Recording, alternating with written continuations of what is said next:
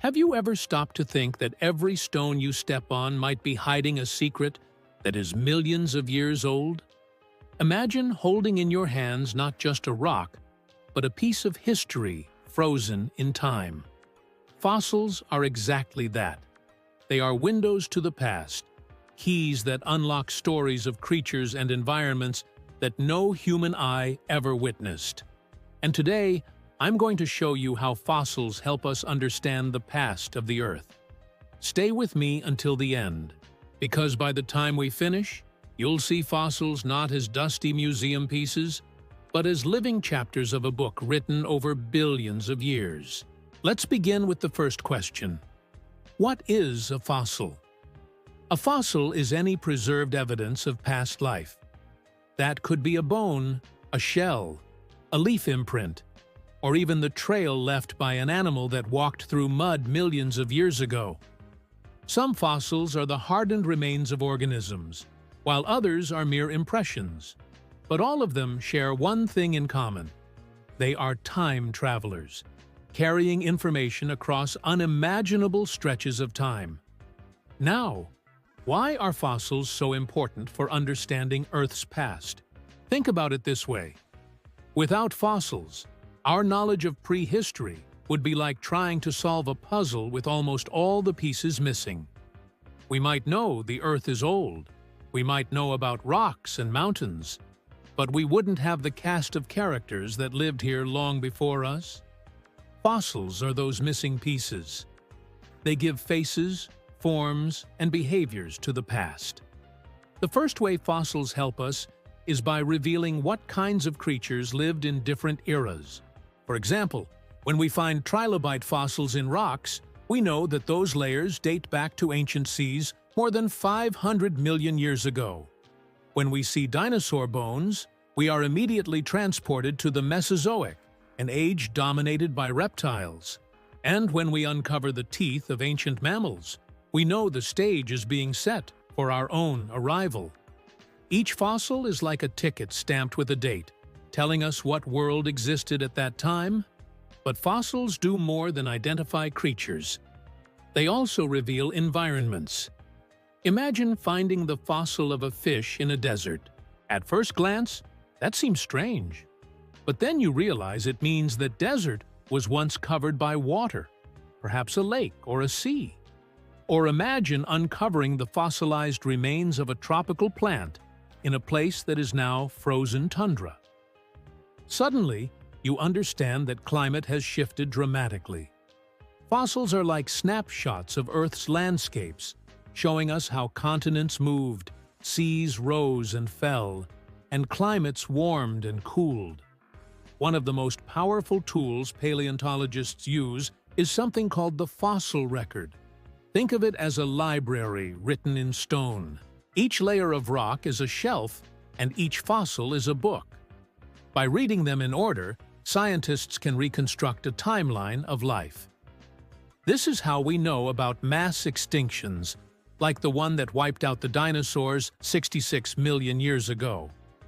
In rocks below a certain layer, dinosaur fossils are abundant. In the layers above, they vanish. The sudden disappearance tells us something catastrophic happened. Without fossils, we would have no evidence of that event, no clue that Earth once faced such a dramatic reset.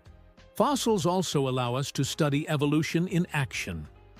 Charles Darwin himself relied heavily on fossils to support his theory of natural selection. Take horses, for example. The earliest horse-like animals were small, dog-sized creatures with multiple toes. Over millions of years, as environments changed, their bodies adapted. Their legs lengthened, their teeth changed, and their toes fused into hooves. Fossils show this gradual transformation, step by step, generation after generation. They are the evidence that life is not static, but constantly changing. Now, let me tell you a curious story. In the early 1800s, when the first giant fossil bones were discovered in England, people didn't know what to make of them. Some thought they belonged to dragons. Others imagined biblical giants. It was only later that scientists realized they were the remains of creatures no longer alive on Earth. From those discoveries came the idea of extinction. Before fossils, many people believed all species created at the beginning of the world still existed somewhere. Fossils shattered that illusion. They proved that life has winners and losers, and entire lineages can vanish forever. Another fascinating way fossils help us is by capturing behavior. Yes, fossils can show not just what creatures looked like, but what they did. For example, fossilized footprints of dinosaurs show herds moving together, suggesting social behavior. Fossilized nests with eggs tell us about parenting. Even the stomach contents of some fossils reveal last meals, frozen in time. Imagine looking at a fossilized fish inside the belly of a larger fossilized fish. It's like catching a predator in the act millions of years after it happened. And fossils don't just tell us about animals. They also tell us about plants, insects, and even microorganisms. A single piece of amber, hardened tree resin can contain entire tiny ecosystems, mosquitoes, spiders, leaves, all preserved in exquisite detail. It's like a time capsule, showing us a forest as it truly was. In fact, amber fossils have been so well preserved that scientists have been able to study the DNA of ancient insects, giving us molecular insights into the past. But fossils also remind us of Earth's fragility. When we see the fossil record, we notice a pattern: periods of diversity, followed by sudden crashes. The Permian extinction wiped out more than 90% of species. The Cretaceous extinction ended the reign of dinosaurs. These events remind us that Earth's history is not stable, but filled with chaos and change. They are warnings written in stone, telling us that life is resilient, but also vulnerable. Now let's dive into something even more intriguing. Fossils help us understand not just life, but time itself. You see, certain fossils are so characteristic of specific periods that scientists use them as index fossils. If you find a particular species of ammonite, for example, you can instantly tell the age of the rock around it. These fossils are like clocks, synchronizing rocks across the world. Thanks to them, we can match layers in Europe with layers in South America or Asia, building a global timeline of Earth's story. And sometimes, fossils rewrite everything we thought we knew. In China, paleontologists discovered feathered dinosaur fossils that proved the link between birds and dinosaurs. Before that, it was speculation. Now, we know that birds are living dinosaurs, direct descendants of those ancient reptiles. A simple fossil changed textbooks forever. This is the power of fossils. They don't just confirm what we believe. They challenge us. They force us to rethink. They expand our vision of life. Fossils even help us understand ourselves. Human fossils, like those of Australopithecus in Africa, reveal our own evolutionary path. The famous skeleton known as Lucy, discovered in Ethiopia, shows a small, ape-like creature that walked upright. These fossils prove that our story stretches back millions of years, linking us to the rest of the tree of life. Without fossils, we would have no idea where we came from or how we became human. Now, let me share another curiosity. Fossils aren't always bones or shells. Sometimes they are chemical traces.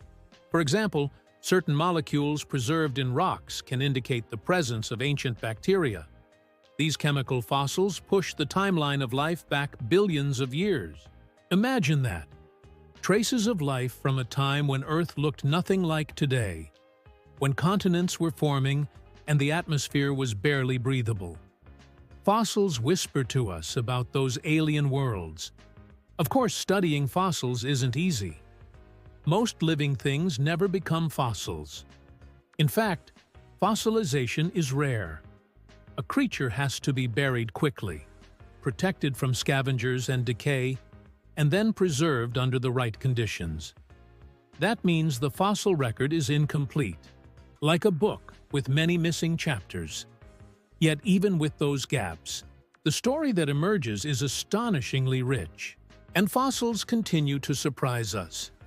Just recently, paleontologists discovered fossils of soft tissues, like skin, feathers, and even blood vessels.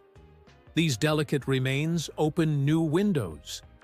They allow us to imagine the colors of dinosaurs, the textures of their skin, and even the sounds they might have made. The past is no longer just black and white bones. It's vivid and alive. So, what do fossils really give us? They give us perspective. They remind us that Earth is ancient, that life has been changing for billions of years, and that we are just the latest chapter in a long story. They connect us to creatures that once roamed oceans, skies, and forests long gone. They warn us about extinction, they teach us about adaptation, and they inspire us with the resilience of life.